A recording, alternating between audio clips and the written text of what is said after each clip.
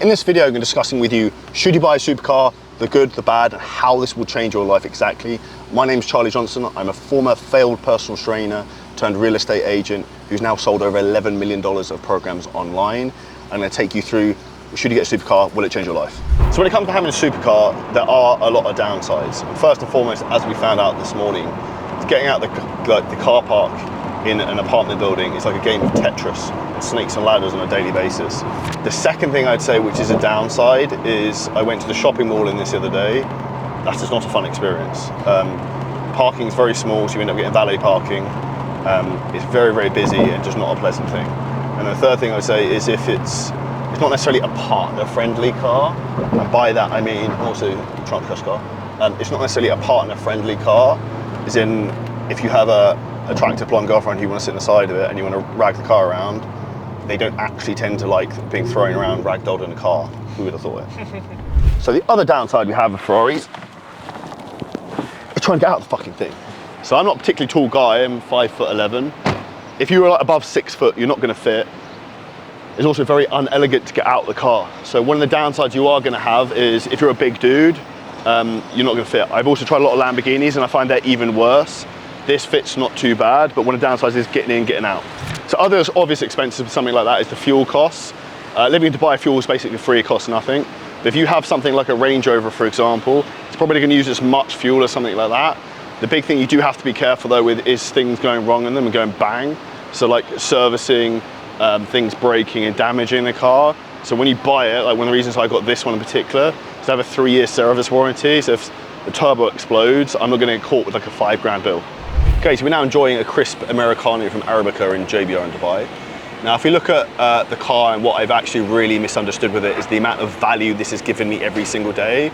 Because every morning I wake up, I'm excited to drive to the gym, and life has become like a real life Grand Theft Auto. People spend their lives playing video games, where I want to make my life for the video game. So I get to drive in this like flappy paddle Ferrari, like an F1 car, to the gym, revving it, playing around with it. So I'm super excited to start my day.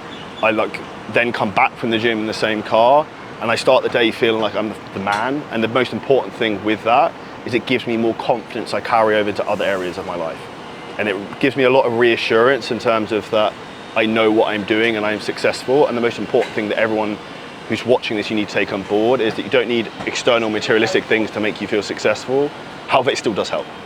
Because everyone has times where you have self-doubt and you maybe lack belief in yourself. And there's no shadow of a doubt, if you watching this right now had more confidence in yourself and you took on more risk, you would be more successful. Because one of the biggest problems you have right now, your brain is actually programmed to keep you safety. And if you want to be successful, what do you have to take on is a risk. Therefore, for you to be successful, you have to get your brain to understand that what you want it to do is the exact opposite of what it's programmed to do. It needs to take on a risk to then get success. So for you to get to where you want to be, you need to make sure you have lots of confidence in yourself. You walk into the room feeling like you're the man. You walk into a Zoom meeting, like a sales call, feeling like you're the man. You make content, you feel like you're the top G. And this is the most important thing, the confidence and success feedback loop. And when you sit in the car like that and you're having a moment of lack of self-doubt and you look like, oh, I'm in this Ferrari that's $230,000, I bought for myself in cash. Or you've got a really nice watch, you put it on, it makes you feel good. Those small things really make a difference in terms of the compound effect of small choices and decisions you make every day that will make you more successsul. And I would say last but not least, it actually makes me smile every day because a lot of people say on my content I don't smile enough, which is probably true. And if you agree with that, comment below. But when I'm driving the car and I'm pissing around, I'm like driving really fast and it sounds sick, like I'm smiling like a little boy. And I think everyone watching this needs to have something in their life that makes them smile like a little boy. So one of the downsides of the car, which Joe just brought up actually behind the camera, and I notice a lot when I drive to the gym, there's nowhere to put a shaker or a bottle particularly well. So if you're gonna get something like this as a coffee, the last thing you wanna do is put that, go around a corner, it rolls everywhere, over like red seating, red carpets, and you've got black coffee stains. So one of the downsides, unlike a lot of American cars which have about 1 million cup holders, because most people in the US are like 400 pounds, there is literally nowhere to put a coffee. Maybe that's why Italian people are very slim, because they can't put loads of snacks in their car. So we're back. One of the most important things I also think for people, if you have an online business, whether you're a fitness coach, you run any type of business, having core aspirational stuff is actually really helpful because it adds to your personal brand. One of my childhood things was I really liked Ferraris, which is why I have a toy one in my apartment, and now I have the real thing in the car park. But the big thing with this, it actually gives you credibility. Because if someone from the outside looks at you, maybe, and you say you're a fitness trainer, and you've got a really expensive car, and I'm a really successful person, what happens? I buy into you because I also like supercars.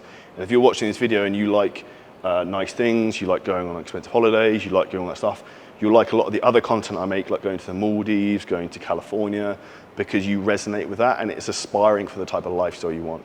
And one of the most important things for anyone if they want to be successful from a marketing perspective is becoming the attractive character at the start of the journey.